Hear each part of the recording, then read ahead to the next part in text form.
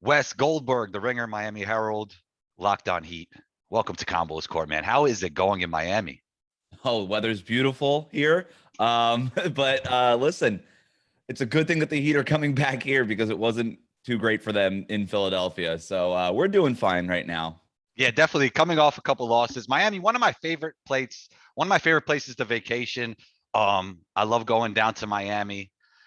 And I would say when we're talking about the Heat, is it fair? Let me ask you this. Is it fair to Yeah. say they're one of the most professional organizations in the NBA because of all those distractions? They keep everybody locked in. Eric Spoelstra, in my opinion, is one of the best coaches in basketball, if not the best coach in basketball. And Heat culture is a real thing, right?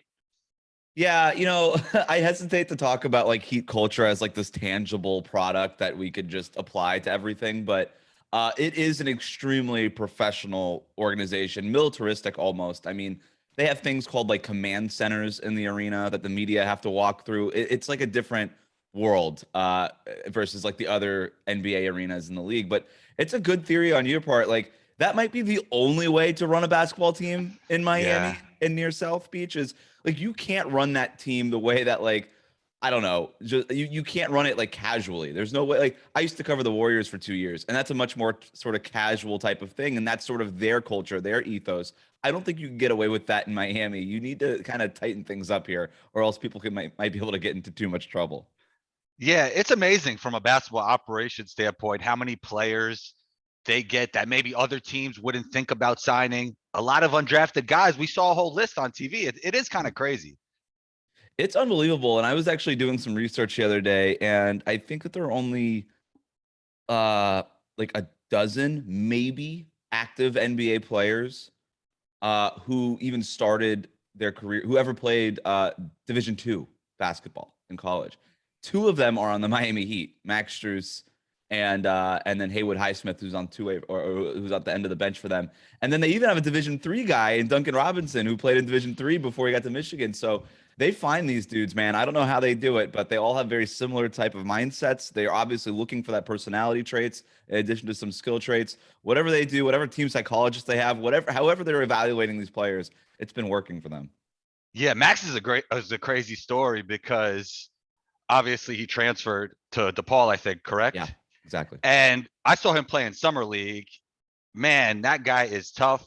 He could play with the basketball, obviously, as we've seen in summer league, but he's also one of those guys that just looks so fun to play with. Maybe he's not like a savant like passer, but he makes the right pass off and he can really shoot it. And he just seems like a really fun guy to play basketball with. Yeah, I like that definition of him. I mean, first of all, he's gotten so much better as a shooter than when he was in D2. He's at Lewis University, then transferred to DePaul, Mhm. and his release is just so much faster. He's really worked on his game, and you hear the guys around in that locker room talk about him, and they're just like, "Yeah, this guy is he's one of us, right?" Like whether or not you're the star like Jimmy Butler, if you've been there forever like Udonis Haslam, if you're the lottery pick like Bam Adebayo or Tyler Hero, they all have that kind of similar mindset, which is all right, what's the problem in my game? All right, I'm going to work until I don't have that problem anymore. Or what are the things I do really well? All right, let's double down on those things. In the case of Duncan Robinson, I'll just be the best in the league or close to it at this particular skill. Well, shouts to Rob Fodor because he's a big Yes. reason for a lot of this shooting percentage. A great friend of mine. We talk on the phone very often, and it's so great to see all of those players just becoming a better shooter. And it's been amazing just to see it from all these guys who maybe are undrafted or didn't get enough love and respect coming up through the ranks, but just to see his impact on these guys has been Yeah. amazing. Yeah, I was actually asking Gabe Vincent about Rob the other day. Mm-hmm. And I was like, well, like everybody calls him like this guy, like this shooting coach genius. I mean, like maybe I'm dumb. How many different ways is there to fix a jump shot? Like tell me like what he worked with Gabe Vincent quite a bit. And I was like Gabe, what's the difference between Rob and another shooting coach? And he basically said it, he explained it to me this way. If you and I were me and Gabe were watching like a defensive film, right? Breakdown. He's like, I would look at it in a certain way, and you would look at it in a certain way. And no one way is right, but maybe my way is just a little bit unique. It's just a little bit different. I'm just seeing some different things. When Rob is working on your shot, he's just seeing things that nobody else is seeing. And that's really it. And he's able to like not only identify those things, but then have the fix for those things, or uh, tweak those things or highlight those things, like if they're the right things versus the wrong things and all that stuff. And he's like, he's got a completely different way of seeing this stuff than anybody else he's ever worked with. And most definitely, he's not only a great shooting coach, he's a great basketball mind, such an Yeah. asset to the Miami Heat. Okay, I wanted to shift to Duncan because we all know about the contract. Do you feel that contract was extra pressure for Duncan? And do you think he just has to be played more throughout the course of this playoff series? Yeah. It's hard to say whether the contract. I think it weighed on him earlier in the season. I do. I think that there is a pressure to live up to that, right? Because you can kind of go two different ways with that. Hey, I got the contract. Thank you. Let me go buy my mansion in South Beach. Everything's like gravy from here on out. But that's not the way Duncan Robinson operates. I actually think that there was pressure to try to live up to that contract versus where he was coming from then. Making less than $1 million a year to making, somewhere around 15 million a year on average. So a lot of pressure, and that for his specific job, which is to make threes, which is so much of a mental thing. I do think that weighed on him early and was a factor in his early season shooting slump, but that's just me guessing. As far as whether or not he needs to be playing more, look, I was really surprised that we did not see him in Game 4 in that loss on Sunday. The Heat have missed 51 of their last 65 3-point attempts.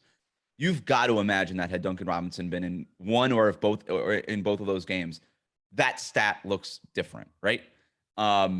That said, Eric Spoelstra clearly came into this series having decided that this is not going to be Duncan Robinson's series, that he is fearful of Duncan Robinson's defense, the fact that Duncan Robinson does tend to foul a lot, and that Joel Embiid and James Harden are really good at, baiting in those fouls.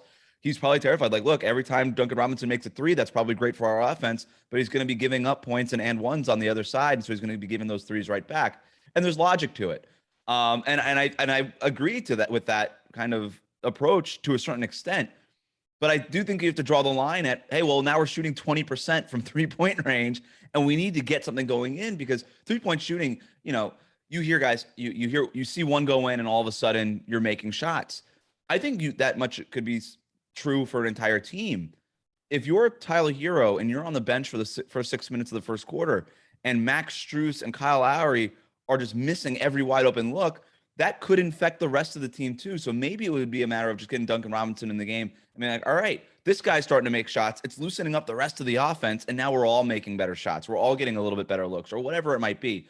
Who knows? I don't know how it would have worked out. The Heat might have still lost these games, but I was shocked that we didn't see a little bit of Duncan Robinson, given how poorly the Heat as a team were shooting overall, and that this is the path. Like, they need to make threes. They were the best 3-point shooting team by percentage during the regular season. Duncan Robinson was a big part of that.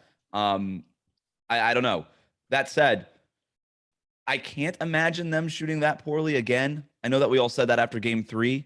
Yeah. But I just can't see it happening. And if we haven't seen Duncan Robinson yet, and the Heat, kind of get back to their average of 3-point shooting even a little bit, we probably don't see Duncan Robinson going forward. Like, if we haven't already seen him, why would we see him? Yeah, you mentioned Tyler Hero, 6th man of the year. Do you think some of Duncan not playing is that when you have Tyler and Duncan on the floor, it's just two guys who aren't plus defenders, and you would have to probably stagger their minutes, right? Yeah, and that was sort of the interesting thing in the beginning of the season is a lot of people were saying, well, Max Strus, what if he were to start in place of Duncan Robinson? And a big reason why they wouldn't do that is because you can't really pair Duncan and Tyler off the bench because of their defensive liabilities. That said, the Heat still ended up doing it. They didn't overthink it. They're like, hey, Max Strus is just having the better season from a shooting percentage. He gives us something a little bit more defensively. Let's go ahead and start him. And look, against most other second units, you don't really worry about Tyler Hero and Duncan Robinson. Like, second unit guys aren't James Harden or Giannis or like these matchup hunting type of guys. They're second unit guys for a reason. So you could kind of get away with that. I think that's part of it in this series. But also I think that there were pockets in the game where, James Harden is off the floor and maybe you could play Duncan Robinson in those minutes. I understand not playing Duncan when James Harden is on the court. I totally get that. But James Harden isn't playing 48 minutes. There are other parts of the game where you could put Duncan on the floor with Tyler Hero. And for the most part, the Heat have had pretty good success with that. But for whatever reason, like I said, they've decided that they don't want to see that pairing out there. It's going to be interesting to see the trajectory of Tyler's career going forward because he's obviously a guy who looks to get his own bucket. I would say a weakness of his is setting the table. Do you think that's something he has to work on, or he should just double down on his strengths? Well, I actually was talking with his college coach John Calipari earlier in the season for a feature that I was working on, and he told me. And look, I don't know how true this is, but I'm assuming that there's a morsel of truth in here. He told me that he would tell Tyler, just not don't pass the ball anymore, just shoot it, because you actually hurt us when you pass the ball. That's how bad of a passer he was. Calipari has a tendency to exaggerate things, but point taken. You know what I mean? Um, Tyler Hero, that's not a natural, organic part of his game, the playmaking part of it, like you said. But he's worked really hard on it, and he's gotten so much better at it. And you can even just see over the course of this season, he got off to such a strong start from a shooting perspective that teams started doubling him on the ball, coming up to him, meeting him at, trapping him off of screens and doing all these things. And all of a sudden, he was forced to try to get rid of the ball. And he's gotten so much better, making plays out of those traps now versus where he was at the beginning of the year. That's obviously becoming he's advancing that part of his game. He's working really closely with assistant coach Chris Quinn on that. I talked to Quinn a lot about it, but it's not a natural part of his game. I actually thought he missed a lot of opportunities in Game 4 to get other guys involved out of those traps. The gravity that he creates, the attention that he brings is really important. That is the next step of his game. I do think he needs to work on that, especially if he's going to be, the point guard or whatever at some point. Like if he's going to be a starter on this team, which is his goal, he needs to be able to make plays. That they Heat need his kind of do it yourself. I'm going to get my own shot kind of offense because they're such an egalitarian kind of pass first team. Like how many times have you seen like Kyle Lowry or Jimmy Butler just pass open a wide open layup just to get a guy involved? Like they kind of need that like kind of quote unquote selfish, even though I don't love that word right now, like shot creation from Tyler Hero. They need somebody to be that guy, and he has been that guy he's so important to their offense because of that. But if we're talking about his, long view development, yeah, absolutely. He needs to get much better as a playmaker, but it's something that he's acknowledging and he's working on. Do you feel that without this team having maybe a top 10 guy like an Embiid, a Luka, a Giannis, Jimmy is great. He's a tough basketball player. I always think about it like this: like if you're guarding Jimmy for a whole series, you're gonna feel it after that series. Like he takes his toll on the player guarding him, but he's obviously not at the level of maybe those three guys. Does that give you concern with a team looking to win a championship, or is it more of the mold like the Detroit Pistons won it years ago, right? I mean, Yeah. Chauncey was a great player. He was probably one of their best players, maybe not a top 5 or 10 guy at the time. So what are your thoughts on that? Yeah, I mean, what the Heat are trying to do right now is rare. They are trying to become the first team, basically since the 2014 Spurs, to win a championship without a logical MVP candidate on the roster, right? Right. And you can even just look at the voting breakdowns. They have them on Basketball Reference. Like every team that has won the championship over the for the last several years has had somebody finish in the top 5 or 6 in MVP voting. The Heat are not going to have that player, just like those Spurs didn't have that player. And so, it's hard. I understand that people, and it's a glaring weakness. Hey, you don't have that MVP caliber player, but I don't think that there is a perfect team in the NBA this year. I think there's a lot of teams with weaknesses, and I think for the Heat, their strengths are their depth. It's their 3-point shooting outside of these last 2 games. It's their defense. It's their versatility. It's the ways that they can win. It's their coaching. And you mentioned Jimmy Butler. I like what you say. After a 7-game series, you're going to feel it. I always call him like he's he's not the best player in the league, but he's the best gamer in the league to me. He's a gamer. Like, you know what I mean? Like, yeah. You play basketball, like you're in the gym, you're playing somebody who's just flat out better than you, but you're going to raise your game in that moment. And sometimes you're just like, and you could just go to toe in that moment. Like Jimmy Butler's that man. Like he's that guy. He's like, all right, LeBron finals. All right, I'm going to go toe to toe. And he played him almost even. And he's not going to do that all the time, but he could do it in a series when it really matters. And so they need that from Jimmy Butler. That's part of the path. Also, the defense is part of their path. Getting that 3-point shooting going is the path. Eric Spoelstra out coaching the other coach is part of their path. That's part of their path. Every team has their path. That's Miami's path. It's hard, it's difficult, but winning a championship is hard and difficult. So we'll see. You ever put a thought into how important shooting luck is to just winning these series? Like, look how much better look how much better the Mavs look when the guys around Luka are just shooting the ball so well. It's so funny that you say that. I was just talking to somebody last night about this. Not only did the Heat shoot like 20% from 3 over the last 2 games, the Sixers are the complete opposite. It's not even like the Sixers just shot like 35%, like a nice average. They shot 48% over the last 2 games. So as poorly as Miami, like, I don't know, Philly just like sucked all the 3-point shooting powers out of the Heat for 2 games. Like, right. It's like, it couldn't be more of a variance on either end. And yet Here we are with a 2-2 series. But yeah, I think, for somebody like me who has to talk about basketball every single day, and you, like, how, we have podcasts and we have to, talk about this game a lot. It kind of just comes down. It is simple to say it's a make or miss league, but sometimes it's as simple as, the shots didn't go in, and now we have to find a way to talk about that in an interesting way for 30 minutes or whatever it is.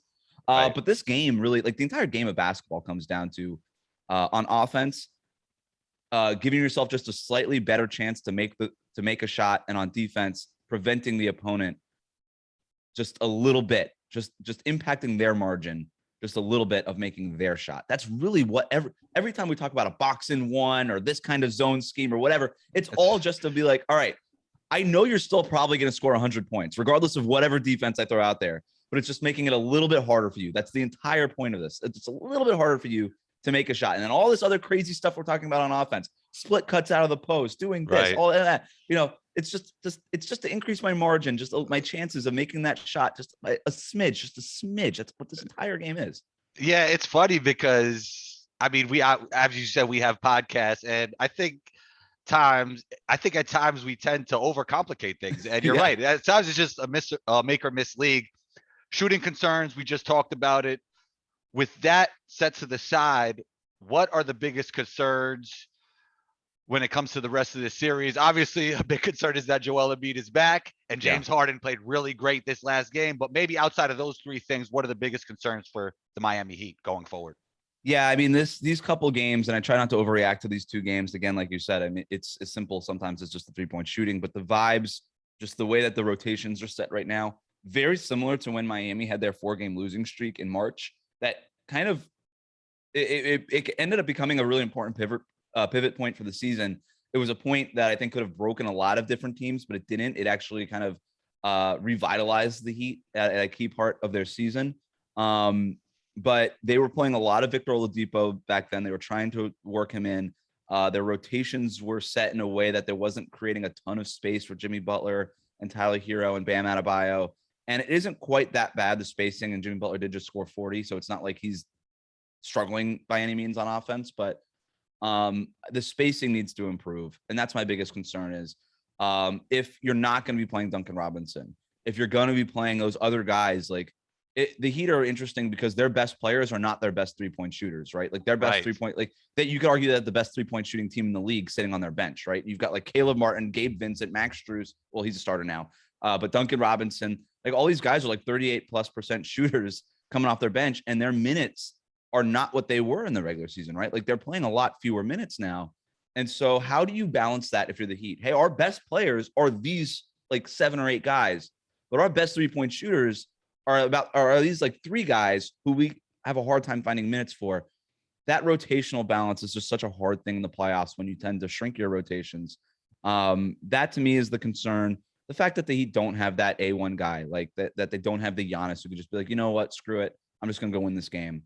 Jimmy Butler did his best, but he didn't. He obviously, like, at the end of the day, he didn't win game 4 for them.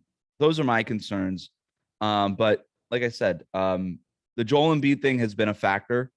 Yeah. I think the biggest thing with him is how much he's helped James Harden. Because now in the first 2 games, you were the Heat. Defensively, you just keyed in on James Harden, right? You were able to throw a double, a triple, a quadruple team at him whenever you wanted it, and be like, well, we're not worried about George Niang beating us. Like, that's whatever, dude. Do your thing. Even Tobias Harris, who's a good player, they're like, go get your 30, man. We don't care. You're not beating us. We're worried about Harden.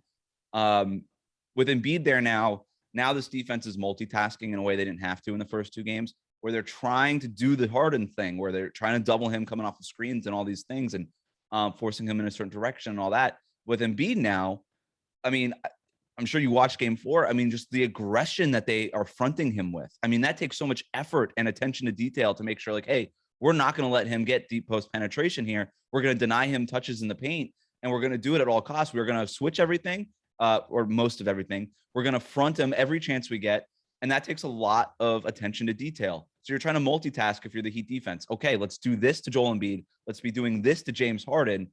And, I guess we'll be damned if everybody else beats us, but that's a hard thing to do, is pay that much attention to detail in every single possession. And I think that's why you saw Harden go off in the 4th quarter, is at some point, the defense just sort of broke. Harden made tough shots, got to give him credit, but that is a concern going forward.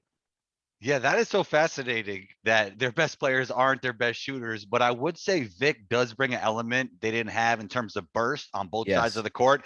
And if I'm them, I do not overreact to these two games and I continue to play him. That's just my opinion. I'm with you. No, I'm with you. I didn't mean that they shouldn't, but he's Yeah. actually been making shots Yeah. lately, Yeah. and that's been good. And yeah, like what he does defensively for them, Yeah. the shot, like everything is. But it's just so interesting. Like he's another one of those guys where like, all right, yeah, we value his ability to drive and kick, right? But kick to who now? Like who's he Yeah. kicking? You know, it's so like you almost if you're the Heat, you're like, man, I really wish we could have played 6 players instead of 5.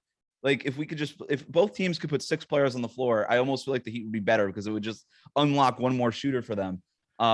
It's just such an interesting thing. But again, like, you know, we could talk about the Gabe Vincents and the Caleb Martins and the Duncan Robinsons, but if Kyle Lowry's 0 for 6 from 3, if Tyler Hero's 1 for 5 from 3, if PJ Tucker's 1 for 4 from 3, I mean, none of that matters. You need them first and foremost to make shots, and then you could deal with like those guys are capable. Those guys are Yeah. definitely capable. So let's end with this. What will Live look like if Miami wins the championship? It'll be crazy, huh? That's gonna be nuts. South Beach will be crazy, man. They've done the they've instituted some curfews recently for South Beach Oh, in case okay. it's getting a little too crazy.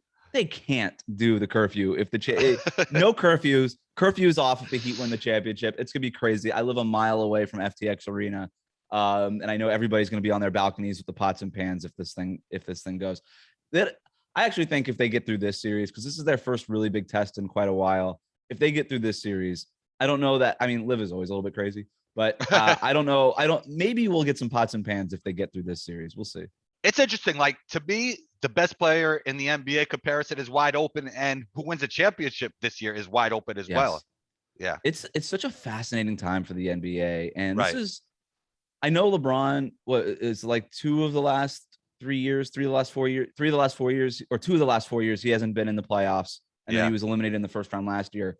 And this is kind of like the first time where I don't really miss LeBron, you know, Okay. Yeah. because he was such Yeah. a star and he was so just synonymous with the NBA Finals and with the playoffs. Like this is the first year where and you know, and Jokic, who's going to win MVP, not even in the playoffs anymore. Embiid could be eliminated by the end of this year. This run, like injuries have certainly taken a toll in the playoffs. KD and Kai swept.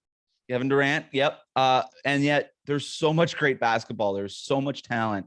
It is such a great time, I think, to be an NBA fan. It really is. It's just so much fun, and you just hope that the injuries we get less of the injuries instead of more. Some of the officiating controversies, I'd like to see that go away. That's kind of been like the story that's ruined the second round for me in a lot of cases. But at the end of the day, it's a lot of talent and it's a lot of great basketball being played. Most definitely. Wes, where can we find your work? Where can we find you on social media? Yeah, on social media, I'm at WC Goldberg on Twitter and on Instagram. And then check out the podcast, Locked on Heat, daily Miami Heat content, Locked on NBA every Friday morning. Yeah, check me out for links on my Twitter. Thanks so much for taking the time. You're always welcome back on the show, Wes. Talk soon. Thanks, man. Anytime.